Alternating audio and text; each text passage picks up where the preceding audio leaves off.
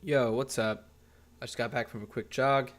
Thought I would make a video about a topic that I think about sometimes, and this is How to stay sane in the workplace. so I'm a software engineer, so that's kind of how I'm thinking about it, but I think it applies to many people in different like office professions or sedentary professions and it might apply to you too if you like work by yourself or just Pick out the bits. to apply to your life and let me know what you think. Anyway, so workout. That's like number one. You might not have a workout routine. I would suggest that you get one. Most people do though these days, like have something. But I know that there's been times that I kind of like fall off that wagon of working out. Like if I go a week without working out, that's not good because it's probably fine for that week, but if I go 2 weeks without working out, I'm gonna start feeling not good. I'm gonna start kind of moving slower and just feeling more groggy and not, the body is not meant to like do nothing for 2 weeks. You're not meant to just sit in front of a computer. Your body wants to go and at least lift some weights or break a sweat. At least, I like if I had all the time in the world, I would do it every day. As it is, I at least try to break a sweat like 3 times a week. And if it's happening less than that, it's usually not a good sign. Another cool thing about living in Seattle, at least, is that public transport is pretty good, and I can walk and get some exercise that way. There's hills. It's easy for me to go jog. My office is pretty big, so I can kind of walk back and forth across the office sometimes, just randomly during the day. I can go take a walk in the city. I can play ping pong. So just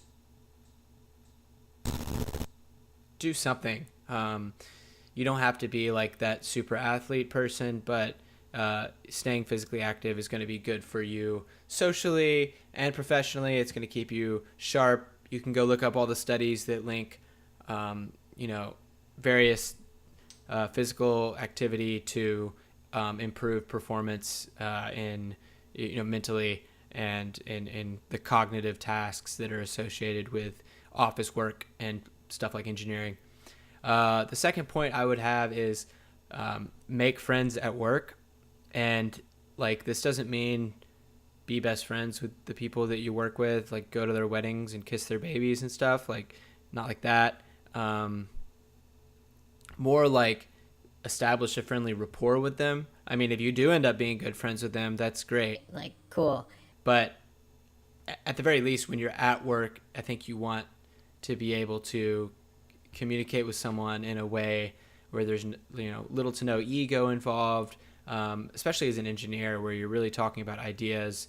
I think really as anybody, but I know that it's a problem with engineers is that sometimes we get defensive, especially when we feel like somebody isn't on our side. And that's kind of what I mean by a friendly rapport is like you want to feel like everybody, particularly on the team you work with, but ideally everyone is on your side, and that you can speak freely about things in order to come to the best solution. And so this means also like if you need to take a break from work to have a conversation with the people that you work with, even if you think like, I know there's been times when like I'm like, I should just be working right now. But honestly, like my sanity has been improved by me just having friendly conversations with people instead of just working all day. So like, maybe that seems obvious, but it's easy to get your head down. And you can't forget that your relationships, your social relationships in the workplace end up being important. And not just with people on your team, people outside of your team. Like you might be In group X and somebody else is in group Y.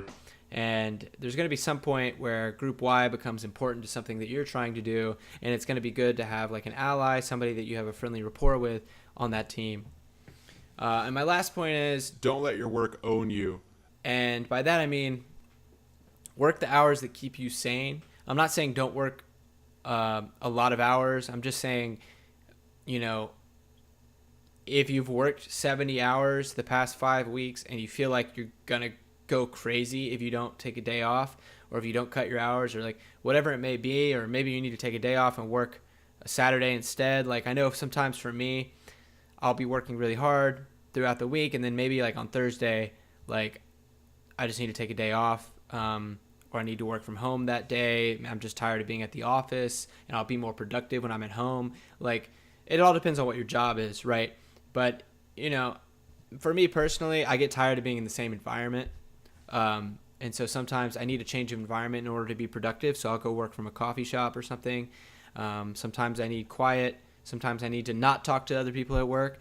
And my point is that particularly if you're doing a very like cognitively demanding job, it's probably important for you to find ways to stay happy so that you can keep your brain happy, so that you can keep doing good work and keep communicating and articulating yourself well because you're not like overly stressed out. Hopefully that makes sense. But my point is just like You need to own your work. Don't let your work own you. that's not how it's supposed to go. Or at least the ratio should be more you owning than getting owned.